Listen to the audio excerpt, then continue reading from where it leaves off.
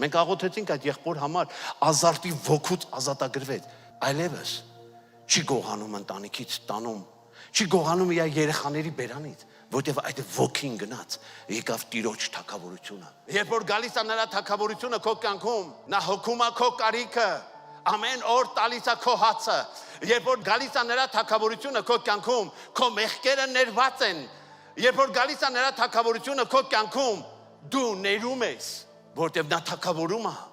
Հալելույա։ Երբ որ գալիս է նրա թագավորությունը քո կյանքում, սատանան չի կարողանում մոտիկանա եւ տանի քեզ փորձության, որովհետեւ նա քեզ հետ է եւ նրա թագավորությունը երբեք չի ավարտվում հավիտյանս հավիտենից։ Սիրելիս, երբ որ մենք ասում ենք քո արքայությունը թող գա, ուրեմն մենք մեր արքայությունից պետք է հրաժարվենք։